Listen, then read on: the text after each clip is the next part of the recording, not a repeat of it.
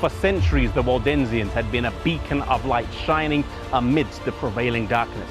Faithfully, they preserved God's word and worked tirelessly to share it throughout Europe. For this, they paid a high price, facing wave after wave of bitter persecution. The intense persecution that they faced began to wear down the Waldensian churches, and they began to give in to the temptation to compromise.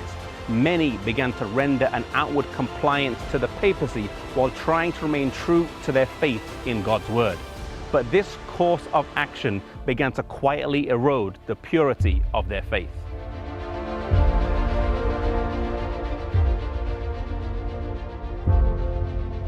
Around this time of crisis, the Waldensians got word of the Reformation that was beginning to take root throughout Europe.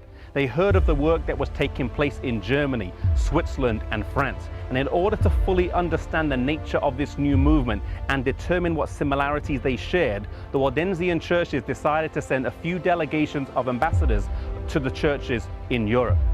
As these ambassadors came back, they brought back some of the writings of the leading reformers, as well as reports of what similarities they shared, and this greatly encouraged the Waldensian believers. Up until this point, they had been a lone voice calling people back to the standard of God's word, and reports of other like-minded believers was a source of great comfort to them.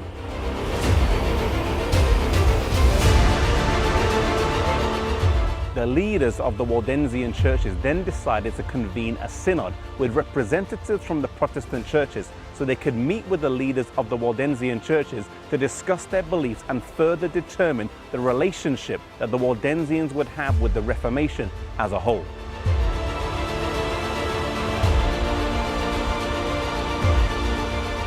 On the 12th of October 1532, right here in the Angronia Valley, the Synod of Chanforan was convened and sat for 6 consecutive days.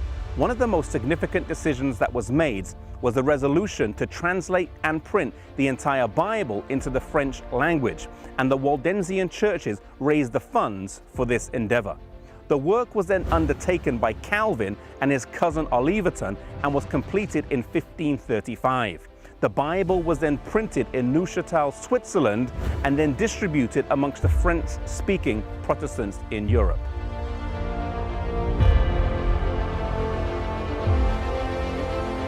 Some of the commonalities shared between the two churches was a rejection of decidedly papal institutions such as the Mass, confession, the celebration of feasts, the worship of saints, the celebration of Lent, the observance of the lenticular fast, and prayers for the dead. Other doctrines that they also rejected was purgatory, penance, and celibacy. However, it was not all good. In their joy at finding fellowship, the Waldensian churches were quick to embrace some of the shortcomings of the Reformation as well.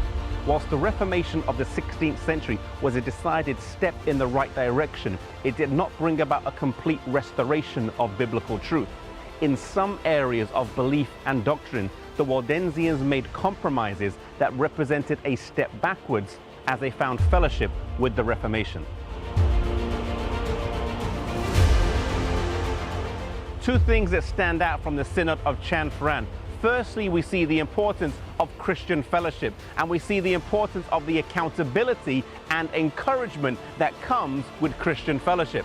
However, fellowship can be a two-edged sword, and sometimes we can be tempted to compromise as we do fellowship with other believers. Let us be careful as we're on this road to heaven, that we do not let our Christian experience be derailed, but that we stay on track and keep our eyes focused on Jesus.